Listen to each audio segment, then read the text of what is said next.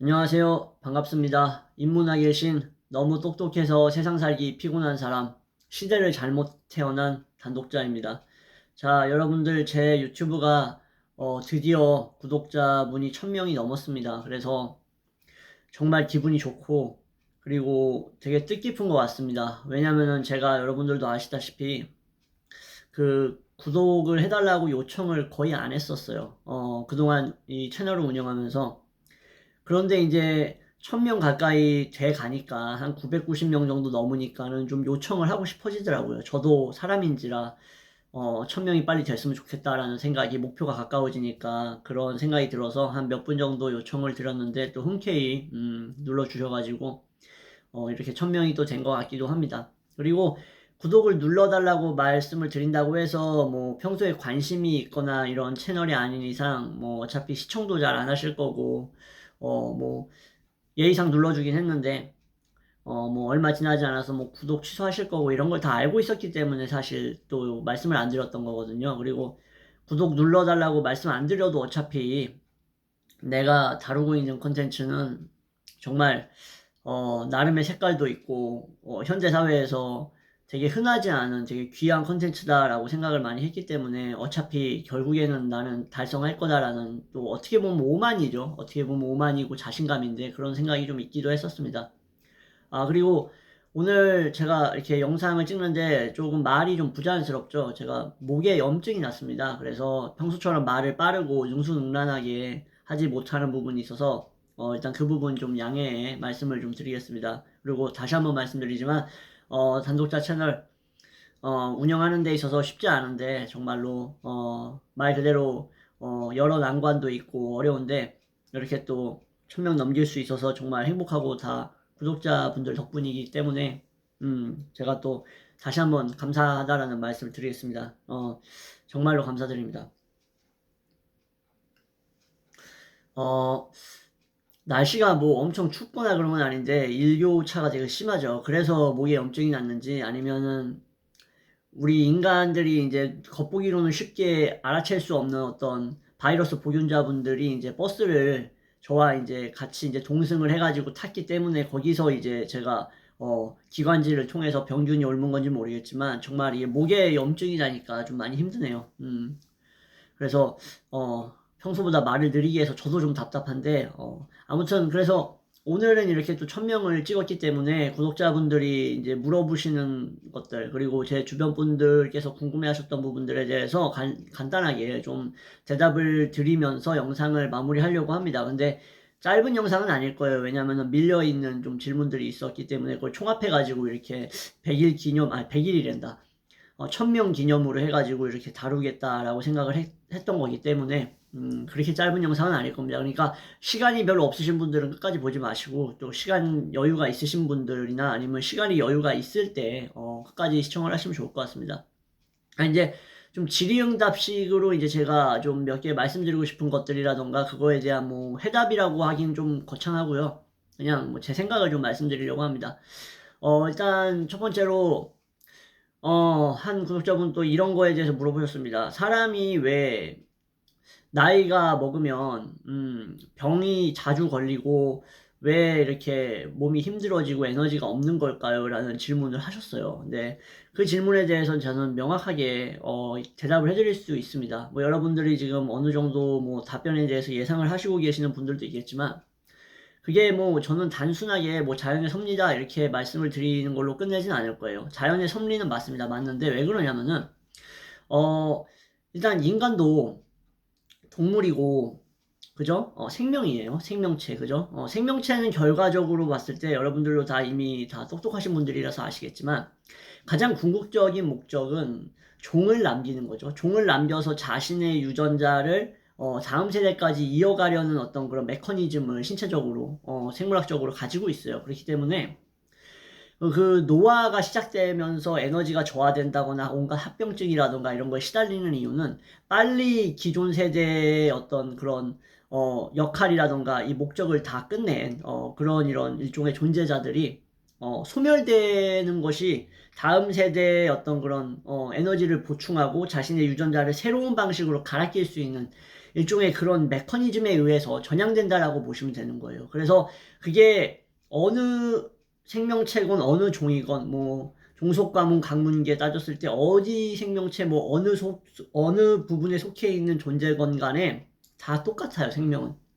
그래서 그런 부분에 있기 때문에 이제 나이가 먹고 노화가 들고 이제 뭐 출산이 끝나고 하면서부터 이제 급격하게 이제 조금씩 세포가 변화하면서 그렇게 나아가는 건데, 우리가 외관상으로 봤을 때는 조금씩 늙는 것 같이 보이잖아요. 근데 실질적으로 몸에서 체내에서 일어나는 변화는 되게 급속하게 일어나고 있는 거거든요. 그래서 또 그거에 이어서 또 질문을 해주셨던 내용이 또 그거였어요. 왜 이거는 이제 청소년이었던 것 같아요. 왜 그럼 우리가 뭐 남성이든 여성이든 뭐 자위를 한다거나 아니면 뭐 성관계를 하고 나서 왜 이렇게 현타가 오는 걸까요? 단독자님하고 물어보셨던 것도 있는데, 전 그런 솔직한 질문이 너무 좋습니다. 자, 왜 그러냐면은 그 종의 가장 본질적인 목적이 생식이기 때문이에요.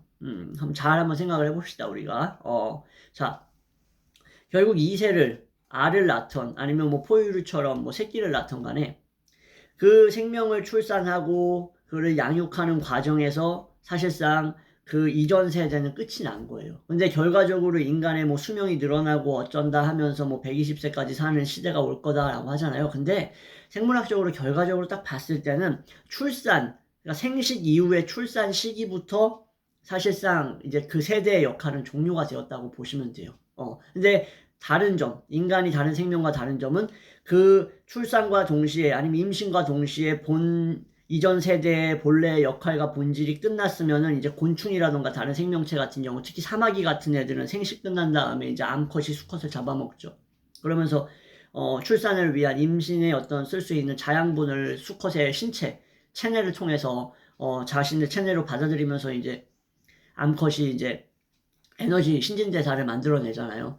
근데 인간은 그렇지 않을 뿐이에요. 다른 동물이나 어떤 곤충들처럼 그렇게 즉각적으로 어떤 목적이 달성됐다고 해가지고 거기서부터 그 목적이 끝났으니까 이제 개체 소멸로 바로 다이렉트로 이어지지 않을 뿐이지 사실상 역할이 끝난 거예요. 그렇기 때문에 인간이 이 생식 활동을 하거나 아니면은 그 말씀해 주신 대로 뭐 자위를 한다거나 성관계가 끝나고 나서 급격하게 어떤 뭐랄까 마치 현자 타임이라고 많이 부르잖아요. 그런 것처럼 막 그런 상황이 되고 뭔가 허탈함이 느껴지거나 허무함이 느껴진다. 성관계 이후에 그런 부분이 바로 그것 때문입니다. 그러니까는 제 질문이 가장 명확하고 확실하게 그거에 대한 답이 되셨을 거라고 생각해요. 그래서 우스갯소리들 많이 하잖아요. 뭐 소개팅 나가기 전에 뭐 자위 한번 하고 나가라, 뭐 아니면 뭐 시험 보기 전에 그냥 깔끔하게 한 발 빼고 나가라, 이런 말들 좀 많이 했었거든요. 친구들끼리 있을 때, 남자들끼리 특히. 그게 그거예요.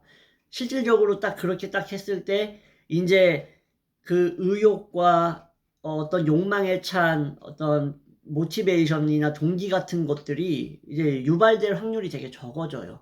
왜냐면은 본래의 목적이 끝났으니까. 그렇기 때문에 그것을 이제 인간이기 때문에 이성을 통해서 여러 분야에서 자기가 살아가고 있는 터전에 수많은 변수들을 적용을 할 수 있는 거죠. 그게 시험이라든지 아니면 뭐 이성을 만난다든지 아니면 뭔가에 집중한다든지 할 때 더 집중이 잘 되는 것 같고, 여자를 봐도 어떤 그런 성적인 어떤 맹목적 충동 때문에 그 여자가 가지고 있지 않은데도 마치 가지고 있는 것 같은 환상을 품고, 그래서 마치 눈에 콩깍지가 씌어진 것처럼 잘못 판단하는 그런 상황들을 방지할 수 있는 이유가 바로 모든 그런 욕정과 그런 것들이 하나의 궁극적인 그 생식 활동이라는 거에 사실 동물이나 많은 생명체들이 초점이 맞춰 있어졌기 때문에, 그 활동이 컴플리트 완료됐기 때문에 바로 그런 증상이 나타난다라고 보시면 돼요. 그러니까 그게 자연의 설계로서도 맞는 거고, 그러니까 인간은 이제 그거에 비해서 제가 예전에도 말씀드렸다시피 그 우주와 자연의 질서에서 상당히 벗어나 있거든요. 그러니까 많은 분들은 인간이 이성을 가지고 있는 게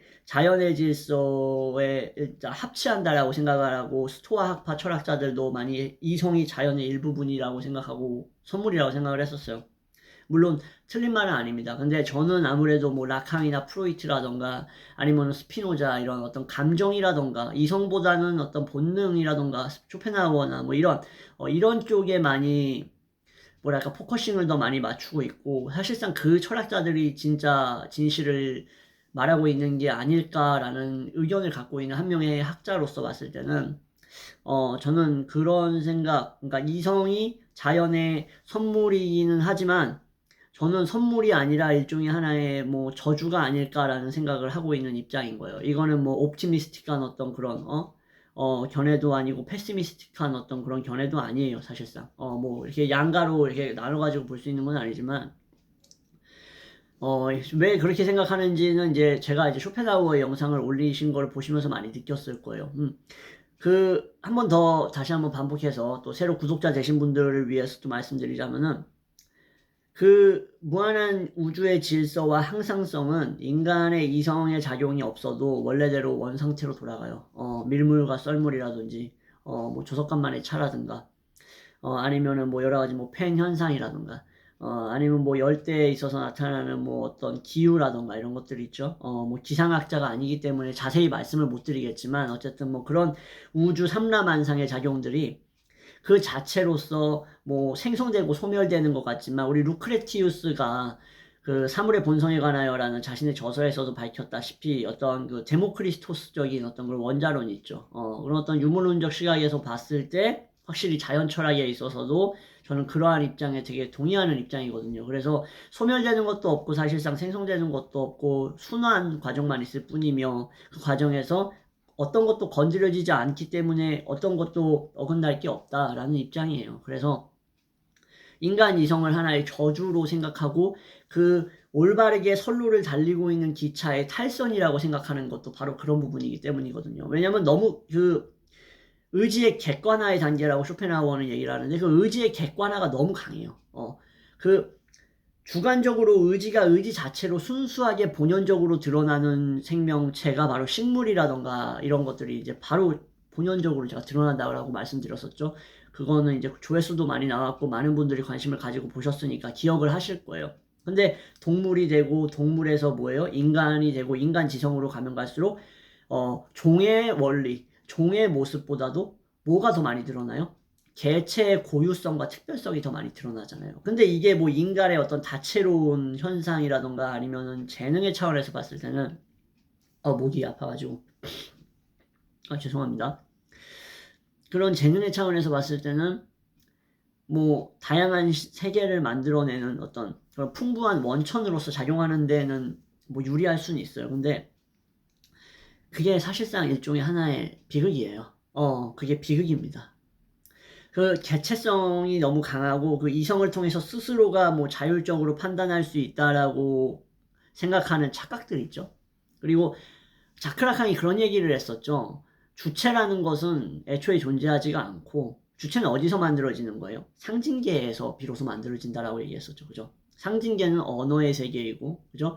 인간들이 사회를 이루면서 어쩔 수 없이 원시시대 때부터 지금 현대까지 종이 진화를 하는 과정에서도 멸종되지 않고 계속 남아 있을 수 있었던 그 이유 중에 하나가 바로 인간의 사회성이잖아요. 그죠? 인간은 어떠한 뭐 동물이 가지고 있는 신체적인 강점이 없어요. 뭐 날카로운 불이라던가 발톱이라던가 이런 게 없잖아요. 뭐 강한 뭐 어깨 근육 이런 게 있는 게 아니죠. 동물에 비해서 뭐 강한 치악력 같은 게 있는 거 아니잖아요. 하이에나가 깨무는 힘에 비해서 인간이 깨무는 힘은 그냥 뭐 거의 뭐 혓바닥으로 생식기 애무하는 것처럼 거의 그냥 부드러운 수준이죠. 하이에나에 비교했을 때. 근데 그렇게 신체적인 장점도 없고 생존에 불리한 사람들이 끝까지 자신들을 보존하면서 세대를 거쳐서도 살아남았었던 이유가 바로 사회성인데, 근데 그 사회성에 숨겨져 있었던 그 사회성의 원천으로서 작용했었던 그 이성이 수많은 또 문제를 만들어내고 그 이성의 근간을 해서라고 표현하겠습니다. 근본적으로 그걸 바탕으로 해가지고 너무 많은 다른 자연 생명체들을 해치잖아요. 그 자체로 가만히 있으면은 전혀 문제가 되지 않는 것들인데 그걸 괜히 건드리고 흠집 내가지고 터트려버리잖아요. 풍선 터트려버리고 제방 댐 다 무너뜨리잖아요. 비유적으로 표현한 겁니다. 메타포적으로. 그러니까 저는 인간 이성이 작용하는 게 사실상 자기가 본능적으로 행동하고 저지른 거에 대해서 어떤 윤리학적인 관점이라던가 윤리적 토대를 통해 뭐 인간은 이러이러해야만 한다라는 것을 규정을 해놓고 그거에 어긋나 버리면 바로 뭐 범법자라던가 반사회적인 이러한 인간으로서 이렇게 규정 내리는 데 있어서 참 유리하게 작용을 할 수 있겠다라는 생각을 해요. 그리고 그게 하나의 제가 다시 한번 말씀드리지만 일종의 저주라고 이성은 하나의 저주이다라고 생각하는 입장이기도 합니다. 근데 이거에 대해서는 제가 뭐 동의를 구하는 게 아니라 제가 답변을 해드리는 거예요. 왜 그렇게 바라보는지. 개체의 고유한 개별성이 너무나 자신의 생존뿐만 아니라 종의 생존까지도 불리하게 만드는 경우가 있거든요. 어떤 경우예요? 우리나라라든가 아니면 해외도 상관없어요. 어느 나라든 간에 인간이 모여 사는 공간에서 그 개체들이 가지고 있는 개별성이 너무나 강한 나머지 인간은 이성이 가지고 있는 그 개체성이 너무 강한 나머지 어때요? 그것이 잘못 발현되는 경우가 너무나 많고, 그죠? 그게 너무 강렬한 에너지를 갖고 있으니까. 그런 강렬한 에너지를 가지고 있는 개체성이 잘못 발현되기 때문에 더불어 살아야만 생존할 수 있는 사회성을 지녀야만 살아남을 수 있는 존재들임에도 불구하고 스스로의 생존 기반을 다 때려 부수고 있잖아요. 그러니까는 이성을 뭐라고 부른다고요? 리즌을 하나의 커스, 저주라고 생각을 하는 이유가 바로 그런 어떤 학문적인 맥락과 역사적인 맥락에서 놓고 봤을 때 저는 그렇게 생각을 한다라고 말씀을 드리는 거예요. 그래서 이 부분은 이제 구독자분들이 동의를 하시든 동의를 안 하시든 다시 한번 말씀드리지만 그건 자유라고 생각을 합니다.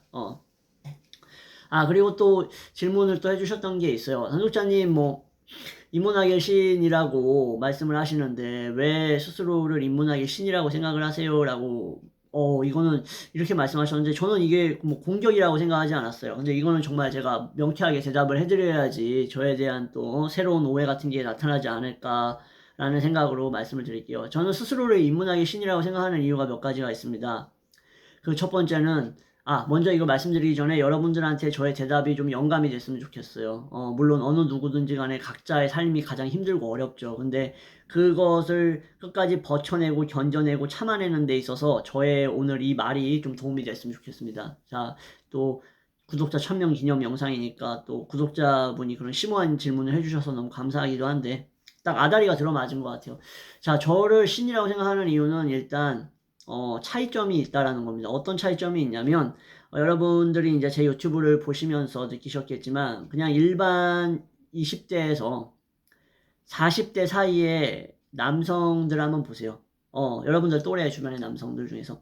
단독자처럼 살고 있는 사람이 몇이나 되는가에 대해서 한번 생각을 해보셨으면 좋겠어요. 제가 말하는 게 가족을 잃고 가난에 어려움에 처하고 그런 것들을 말하는 걸 수도 있어요. 그런 것들을 포함하는 걸 수도 있어요. 왜냐면 그 정도로 강한 강도를 이게 인텐시티를 얘기하는 겁니다. 이게 무슨 라버 이렇게 훔치거나 이렇게 살해하는 그런 강도를 얘기하는 게 아니에요. 그런 어떤 인생의 굴곡이나 강도를 만났을 때 보통 잘못된 선택들을 많이 합니다. 이거는 50살, 60살이 되어도 비성숙한 사람들은 잘못된 선택을 많이 해요. 그러면서 도피처를 다른 곳에서 찾아요. 내가 아닌 뭔가 다른 곳에서 거기서부터 뭔가 잘못된 방식으로 스스로의 이러한 물리적이고 환경적인 어려움을 일종의 회복하는 것도 아니에요. 그걸 회복한다고 믿고 싶고 그걸 이겨내고 견뎌내고 있다고 스스로 착각하게 만들고 싶은 그 근원을 찾는단 말이에요. 일종의 마약이라든지 그죠? 술이라든지 아니면 폭력이라든지 잘못된 행동들 있잖아요. 도박이라든지. 근데 단독자 같은 경우에는 진짜 이런 것들을 하나도 하지 않습니다. 이런 것들을 진짜 거의 하나도 하지 않고 오로지 뭘 통해서 이겨내고 있어요? 스스로에 대한 믿음과 스스로가 인문학에 대해 가지고 있는 진심 어린 사랑이에요. 그러니까 이런 사람이 이 20대에서 40대 사이의 남자 중에 몇이 있겠어요? 저는 이 부분에 있어서는 정말로 큰 자부심을 갖고 있어요. 그래서 저는 이 부분에 있어서 저는 신이 될 수 있는 요소가 있고 신인 이유가 여기서 하나 있다라고 생각을 하고요. 자, 두 번째는 뭐냐면 이거는 이제 여러분들하고 저하고의 어떻게 보면 조금 많이 다른 부분일 수도 있는데 저는 어릴 때 겪었던 트라우마를 원동력으로 삼는 사람이에요. 그러니까 어렸을 때 이런 일이 있었으니까 이제 좀 좋게 살아야겠다. 그런 차원에서 끝나면 좋죠. 근데 그런 차원이 아니에요. 솔직하게 말씀드릴게요. 저는 그냥 길 걸어 다닐 때만 해도 한 30분마다 한 번씩 생각을 해요. 단독자야. 내가 초등학생 때 많이 괴롭힘 당하고 고등학생 때도 많이 어려웠지, 힘들었지, 폭력 속에 살았었지, 무시 속에 외부 사회에서 홀대 속에 살았었지. 내가 하는 건 다 비웃음거리가 됐었지. 막 이러면서 그때 당시에 있었던 제가 겪었던 사례들을 소환시켜요. 되새김질을 하는 거예요. 그러면 여러분들 이렇게 길을 딱 걸으시다가 그런 생각에 딱 잠겨서 딱 걷고 있는다고 생각을 해보세요. 그러면서 그걸 한 30분에서 1시간 간격으로 한 번씩 생각을 하시는 거예요. 그리고 이제 주변에 사랑하는 저는 이제 동물을 사람보다 더 사랑하는 입장이니까 사랑하는 사랑했던 제가 키웠던 뭐 장미라던가 초롱이 뭐 이런 동물들의 이제 죽음 같은 것도 생각을 하는 거예요. 그러면서 정말 순수하게 아무 조건 없이 이렇게 주인을 사랑할 수 있는 존재는 얼마나 축복받는 존재일까라고 하면서 초롱이라던가 장미같이 제가 키우던 이제 강아지들도 생각을 하는 거예요. 그리고 또 어머니 생각도 하는 거예요. 엄마가 살아계셨을 때 주로 나눴던 대화들도 생각을 하는 거예요. 거리 걸으면서 뭐 일하면서도 그리고 집에 오면서도 버스를 타서도 한번 생각을 해요. 되게 자주 생각해요. 계속 하루에. 그러면서 스스로 다짐을 하는 거예요. 나는 신이 되어야 돼. 난 인문학의 신이 되어야만 해. 그럼 인문학의 신이 되려면 어떻게 해야 될까? 남들이 헛되이 보내는 시간을 헛되이 보내면 안 돼. 너는 헛되이 보내지 않을 수 있어.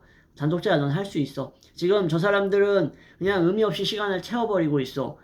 사람은 120살까지 살지도 않아. 아인슈타인의 상대성 이론, 시간이 각각에게 다르다라는 것들, 어떻게 보면 그러한 단순한 차원의 논리는 너무나 명백한 진리였어. 그래서 우리가 뭐 살 날이 많다고 생각해가지고 헛되이 살아가고 있는 사람들을 바라봤을 때 뭐 대놓고 욕은 하진 않겠지만 마음속으로 경멸하는 어떤 그런 마음을 가질 필요는 있는 것 같아. 맞아. 너 말이 맞아, 단독자야. 그러면서 계속 그 주변에서 반면교사로 삼을 수 있는 것들을 생각을 하는 거예요. 그리고 여기에 덧붙여가지고 좀 제가 이제 체격이 작고 왜소해가지고 여자들한테 상처를 많이 받았었죠. 너처럼 작은 애랑 결혼하면은 이세가 작아가지고 제가 얘기했었죠, 이거. 그래가지고 뭐 결혼하고 싶지 않다라는 말뿐만 아니라 뭐 너 뭐 길 가다가 강도 만나면은 뭐 너 나 지켜줄 수 있겠냐 뭐 이런 소리부터 시작해가지고 그 한국 여성에게 제가 그 어린 시절에 그 겪었던 아픔이라던가 그런 것들을 항상 생각해요. 매일 생각해요. 매일 생각하면서 아, 그래. 그럴 수도 있겠다. 근데 넌 바보였어. 2세의 키는 목의 유전 성향이 더 강해. 북의 유전 성향보다. 이건 과학적으로 증명된 거야. 그러니까 남자가 키가 작은 것보다도 여자가 키가 작은 게 2세에 더 큰 영향을 미치는 거야. 넌 바보였어. 그리고 넌 정말 바보였어. 넌 왜 바보였냐면 내가 얼마나 위대한 인간이 될지 너는 그것을 판단하지 못했어. 그래서 너는 딱 너 정도 수준밖에 되지 못하는 남자를 만나게 될 거야. 두고 봐. 난 인문학의 신이 될 거야. 그럼 인문학의 신이 되려면 어떻게 해야 되는 거지? 나는 오늘 책을 읽어야 되는 거야. 나는 오늘 프랑스 철학자에 대해서 읽어야 되는 거야. 프랑스 철학자에 대해서 왜 읽어야 되는 거지? 프랑스 철학자에 대해서 알아야지 독일 철학에 대해서도 뭔가 할 말이 생기는 거야. 독일 철학의 관념론에 대해서는 왜 알아야 되지? 독일 철학의 관념론에 대한 것이 사실상 스피노자로부터 도출됐기 때문인 거야. 그럼 스피노자에 대해서는 왜 알아야 되는 거지? 지금까지 계속 내려왔던 일종의 로고센트리즘적인 전통, 어떤 플라톤 아리스토텔레스적인 어떤 그런 전통과 어떤 그 자크 데리다가 얘기했었던 그런 개념들로부터 약간의 어떤 일종의 해방뿐만 아니라 해방으로부터 다시 새롭게 가져올 수 있는 개념들을 도출해서 왜 이성보다 본성의 어떤 인간에게 있어서 행동이라던가 의식작용에 있어서 우위를 점하는가에 대해서 지수야 한번 생각을 해볼 필요가 있는 거야 라고 얘기하면서 계속 스스로를 자극을 해요. 그래서 나는 이런 어려운 상황이니까 난 반드시 신이 되어야 돼. 그리고 나는 신이 될 수 있어. 왜? 나는 지금 MZ세대 애들이 하고 있는 행동과는 전혀 다른 행동을 하고 있으니까. 신이 되려고 하는 사람이 인간과 똑같은 행동을 하면 어떡해. 신은 신답게 행동해야지. 인간은 인간답게 행동하는 거고 넌 그래서 인간이니까 매일 쓸데없이 릴스를 본다든지 의미 없이 시간을 채워버리는 거고 나는 인문학의 신이니까 매일을 인문학의 신답게 살아가는 거야. 넌 할 수 있어. 넌 최고야. 너는 21세기가 나온 최고의 인문학자야 라고 얘기를 하면서 살아요. 이거 따라 하실 수 있겠어요? 힘드실 거예요. 이건 정말 어려우실 거예요. 계속 생각을 해내셔야 돼요. 그 어렸을 때 여자로부터 겪었던 거, 그리고 뭐 주변 뭐 또래 애들로부터 겪었던 폭행이라던가 아니면은 뭐 따돌림이라던가 소외감, 경멸 같은 것들을 한 달이 30일이잖아요. 그러면은 30일 내내 생각을 하는 거예요. 한 시간에 한 번씩 생각을 하셔야 돼요. 하실 수 있겠어요? 정신적으로 견딜 수 있겠어요? 그러니까 그냥 인간의 맨정신을 바꾼 거예요. 인간의 맨정신이랑 한 인간이 가지고 있을 수 있는 맨정신하고 악마의 재능하고 바꾼 거라고 보시면 돼요. 그렇게 하시면 책을 보지 말라 그래도 막 불안에 덜덜 떨면서 읽어야 돼. 나 읽지 않으면 난 인문학의 신이 될 수 없어. 이러면서 책을 보게 돼요. 근데 그렇게 책을 보게 되시면은 인문학의 신이 될 수 있어요. 저처럼 인문학의 신이 될 수 있어요. 자, 이거를 말씀드리고 싶었어요. 네, 그렇게 하지 않으셨으면 좋겠어요. 그렇게 사는 사람은 그냥 저 하나였으면 좋겠어요. 그래서 음, 그런 부분들, 그런 부분들을 항상 매일 생각하면서 살고 있다라는 거, 엄청난 자극제가 된다라는 거예요. 그리고 또 뭐 하나 질문을 해줬던 게 있는데, 파이썬 맞아. 요즘 뭐 하고 지내냐고 관련된 거 물어보셨는데, 근황에 대해서 물어보신 분이 있어요. 파이썬 있잖아요. 뭔지 아시죠? AI 개발 관련된 AI 엔지니어 같은 거. 뭐 전도 유망한 사업인 건 알겠는데 솔직하게 파이썬 너무 재미없습니다. 자바, 파이썬 이런 거 아시죠? 혹시 구독자분들께서 이거 관련된 현업에 종사하고 계신 분 혹시 계신가요? 계시면 제가 진짜 배울 의향이 있습니다. 왜냐면 저는 인문학의 신인 거지 파이썬의 신은 아니잖아요. 그죠? 저는 AI의 신은 아니기 때문에 진짜로 진심으로 배울 의향이 있거든요. 그래서 뜬금없지만 질문이 이제 구독자분이 이제 뭐 하냐고 근황이 어떠냐고 물어보셨으니까 나온 얘기인데 혹시라도 파이썬 관련해 가지고 좀 잘 아시면은 저한테 좀 따로 연락을 주시면은 제가 진짜로 제대로 배울 의향이 있습니다. 왜냐면 저도 인문학 하면서 먹고 사는 게 사실상 지금은 불가능한 상태이기 때문에 어떻게 해서라도 좀 먹고는 살아야 되는데 좀 대가리를 쓰는 거를 좀 해봐야겠다 해가지고 그 파이썬 강의를 좀 듣고 있거든요. 근데 진짜 이게 너무 재미가 없고 감동이 없습니다. 그러니까 이 위인전이라던가 뭐 인문학 역사서 이런 걸 읽으면 어때요, 여러분들? 마음의 전율이 생겨요. 마음의 전율이 왜 생겨요? 저런 어려운 상황에서도 저런 사람들은 저렇게 멋있게 살아갔구나. 저런 업적을 남겼구나. 어떤 그런 영감이라던가 그런 어떤 그런 깨달음 그리고 마음에 있어서 뭉클한 감동이 올라온단 말이에요. 그게 사실상 인문학을 공부하고 배우는 이유이기도 하죠. 여러분들이 제가 이제 올려놓은 시 낭독이라든가 시 해석을 보시면서 저렇게 아름답고 멋있는 시도 있구나. 저렇게 생각할 수도 있구나라는 거에서 감명을 받으시잖아요. 제가 올리는 시 해석 좋아하시는 구독자분들 엄청 많아요. 이건 제가 자신있게 얘기할 수 있어요. 근데 이 AI 파이썬은요. 제가 뭘 말하려는지 아시죠? 이 AI 파이썬은 그냥 스스로가 그냥 로봇이 된 것 같아요. 뭐 감동도 없어. 솔직히 말씀드릴게요. 자바, 파이썬 감동도 없고 교훈도 없어요. 여러분들 뭐 함수 집어넣어가지고 뭐 썸, 뭐 이런 거 넣어가지고요. 뭐 데피니션 함수 넣고 또 함수 뭐 있었지? 뭐 가변 함수 이런 거 있어요. 위치 함수 이런 거 넣어가지고 뭐 감동이 느껴지십니까? 그런 거에서? 감동을 느낀다는 게 말이 안 되지. 근데 여러분들 제가 얘기했다시피 한스 크리스티안 안데르센의 삶이라던가 베토벤의 음악이라던가 루드윙 반 베토벤이 살아왔던 삶이라던가 이런 거 딱 보세요. 그럼 어때요? 가슴에 막 뭉클함이 올라오지 않습니까?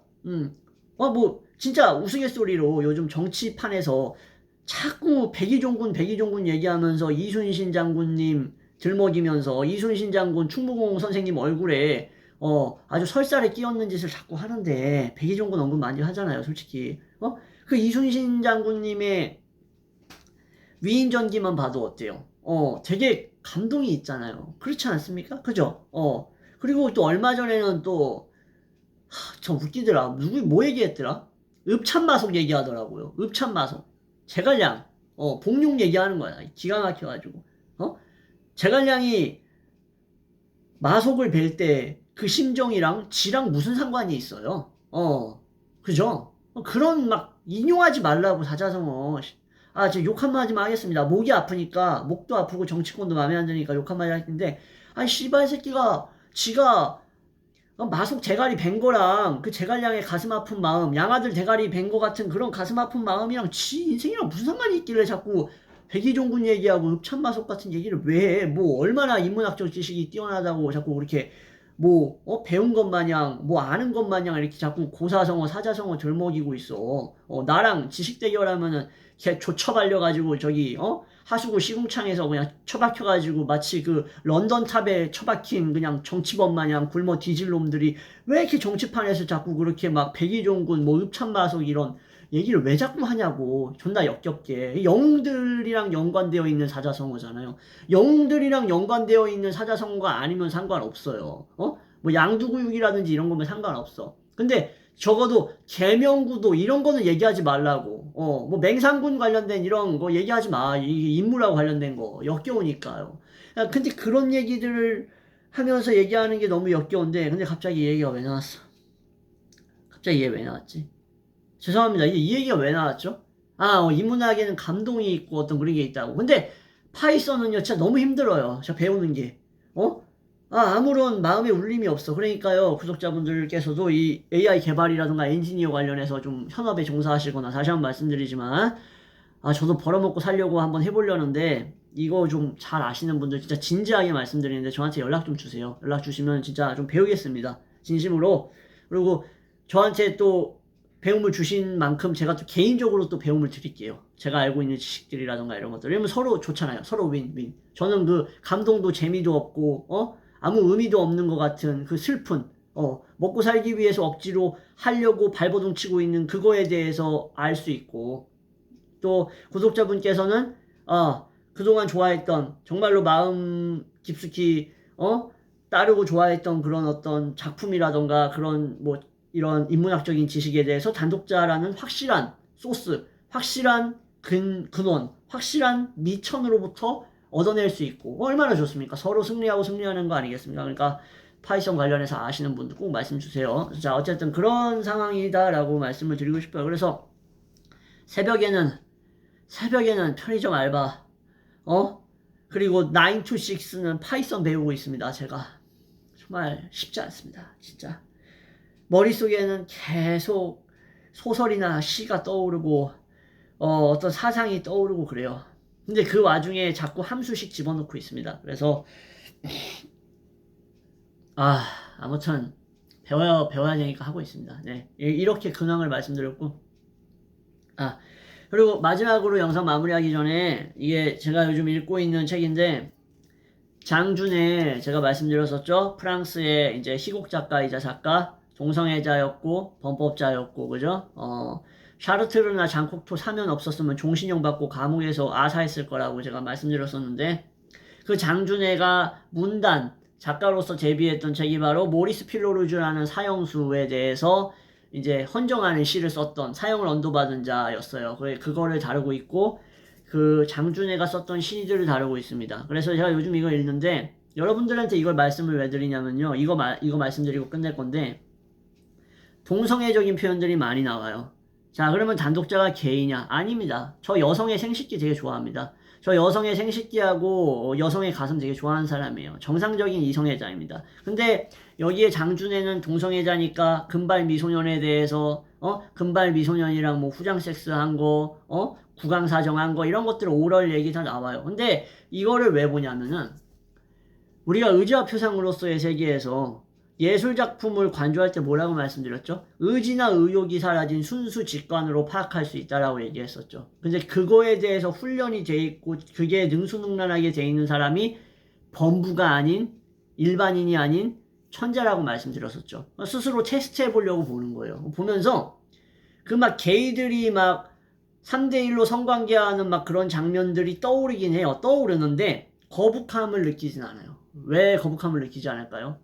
이성애자인데. 철저한 이성애자이고, 돈만 많았으면 저기 동남아 같은 데 가가지고, 황제 코스 밟아가지고 막, 진짜 막말로 여자들이나 막 떼씹하고 살았을 단독자가, 이거를 왜 게이 작가인데 왜 볼까요? 여러분들 한번 생각을 해봅시다.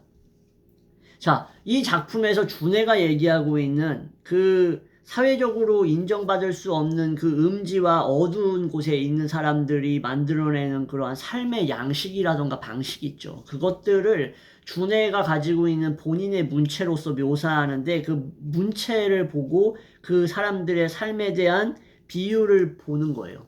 일종의 하나의 창인 거죠.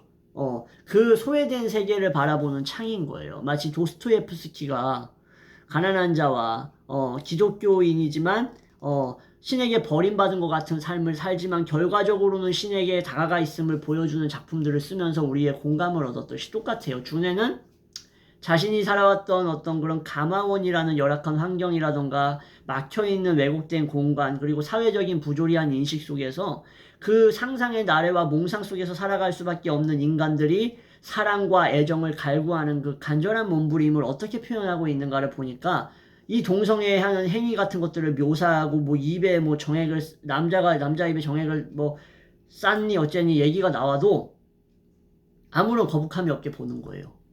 이성애자임에도 불구하고. 제가 동성애자였으면 이거 보면서 흥분했겠죠. 근데 차분하게 볼 수 있는 이유가 그런 게 있다. 그러니까, 내가 이 순수 인식 주관으로서 볼 수 있는 능력이 조금 갖춰져 있는 편이구나. 우리 일반 MZ 세대들보다. 그래서 여러분들한테 말씀을 드리는 겁니다. 여러분들도 시도 한번 해보세요. 시도하시라고 강요할 수 없겠죠. 한번 시도해보세요. 보시고 여러분들이 이성애자이신데 장준의 시나 작품 보시면서 그 동성애 행위를 묘사한 걸 보면서 도저히 못 볼 것 같고 토악질 나서 미칠 것 같다 그러면 여러분들은 예술로서 바라볼 수 있는 그런 상황은 아니신 거예요. 근데 만약에 제가 말씀드렸다시피 장준의 시를 예술로서 바라볼 수 있다면 뭐 후장에 뭐 성기를 꼽았던 입에 뭐 듬뿍 뭐 사정을 했던 뭐 다리를 뭐 혀로 핥았건 뭐 중요하지 않아요. 뭐 엉덩이를 주물렀건 뭐 이런 게이스러운 얘기가 많이 나와도 그냥 얘네들은 그렇게 서로에게 이해받고 서로에게 사랑받으려고 했구나. 하나의 일종의 존재를 유지하는 방식은 이런 식으로 표출이 될 수밖에 없었구나 하면서 이런 작가도 있네. 문체가 참 신기하네. 멋있네. 이렇게 생각을 할 수가 있는 겁니다. 그래서 다시 한번 말씀드리지만 여기 뭐 워크룸 프레스라는 출판사에서 장준의 데뷔작 사형을 언도받은 자에 대한 헌정시 그리고 나중에 뒤에 가면은 고개사 이름이 뭐였더라? 고개사 이름 기억이 안 나네. 발타 뭐였는데 외줄타기 고개사 이름이 압달라라는 외줄타기 고개사 뭐 준의 뭐 동성 애인 뭐 이런 사람들이 여기 나오는데 그 사람들한테 헌정한 이 작품 한번 읽어보시면 좋을 것 같습니다. 자 이렇게 해서 오늘 영상 마무리할게요. 목도 아프다면서 뭐 이렇게 영상을 40분 가까이 찍냐 너도 참 대단하다 하실 텐데 뭐 몇 가지 질문에 대해서 뭐 대답을 드렸는데 뭐 어느 정도 도움이 되셨을지는 모르겠습니다. 그러니까 정리하자면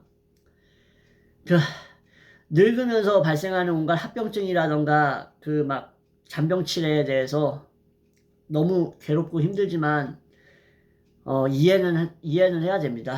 우리는 소멸하는 과정을 겪을 수밖에 없어요. 근데 소멸이라는 거는 아예 사라지는 게 아니거든요. 결국 언젠간 또 다른 곳에서 또 다른 모습을 통해서 우리는 또 반복되면서 자연의 일부분으로서 살아갈 거예요. 그래서 생식이 끝나고 성교가 끝났을 때 느껴지는 그러한 허탈한 감정들도 다 거기서 비롯된다고 보시면 되는 거예요. 이해하셨죠? 그리고 하나, 또 뭐 중간에 말했잖아요. 이거 얘기하기 전에. 파이썬, 말고. 뭐였더라?